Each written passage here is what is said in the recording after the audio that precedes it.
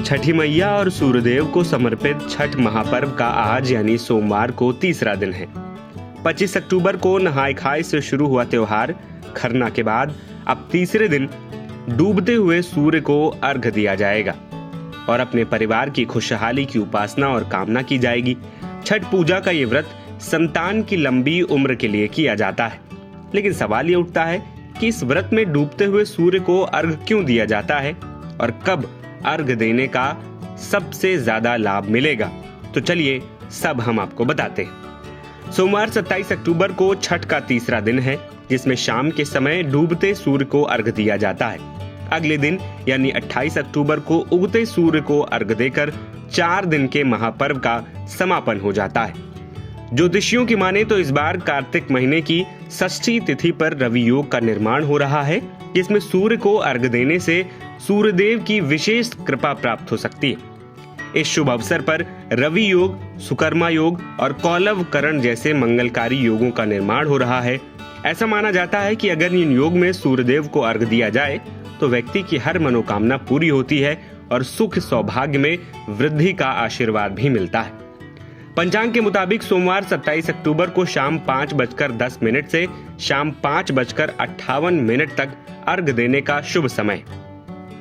इसके अलावा 27 अक्टूबर को रवि योग दोपहर 1:30 बजे से ही शुरू हो जाएगा, जो कि पूरी रात तक रहेगा। ऐसे में इस योग में संध्या अर्घ देना सबसे शुभ रहेगा। धार्मिक मान्यता के मुताबिक रवि योग में सूर्य देव की उपासना करने से भगवान भास्कर की कृपा बरसती है और आरोग्यता का वरदान मिलता है। इसके अलावा 27 अक्टूबर को सुकुमा योग का भी संयोग बन रहा है। इसके लिए सूर्यास्त से पहले व्रती स्नान कर स्वच्छ वस्त्र पहनती हैं और बांस की सूप में फल, ठेकुआ, नारियल, दीपक और गन्ना रखती हैं। फिर नदी या घर के आंगन में जल से भरे पात्र के सामने खड़ी होकर सूर्य देव की दिशा में मुख करके ओम सूर्याय नमः मंत्र के साथ अर्घ देती हैं। इस दौरान छठी मैया के भजन गाए जाते हैं और परिवार की सुख समृद्धि की कामना भी की जाती है। अर्घ के बाद व्रती पूरी रात जागरण करती हैं और अगली सुबह उगते सूर्य को अर्घ देने की तैयारी की जाती है।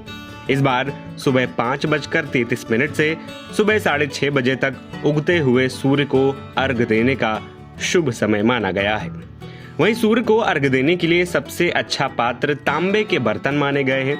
अगर तांबे के पात्र से सूर्य को अर्घ दिया जाए तो उससे एक तरीके की ऊर्जा उत्पन्न होती है जो शरीर के लिए बहुत अच्छी होती है। सूर्य को अर्घ देने का सबसे अच्छा समय होता है सूर्योदय।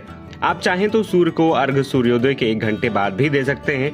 इस दौरान गायत्री मंत्र का भी जाप करना शुभ माना जाता है। सूर्य पूर्व दिशा में निकलता है, इसलिए अर्घ भी उसी दिशा में ही अर्पित करना फलदायी होगा।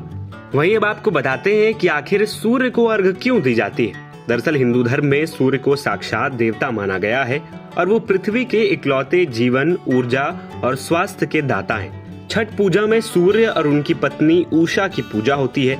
तीसरे दिन जब सूर्य अस्त होने लगता है तब भक्त उसे धन्यवाद देते हैं दिन भर की रोशनी, ऊर्जा और जीवन के लिए। ये अर्घ कृतज्ञता का प्रतीक माना जाता है।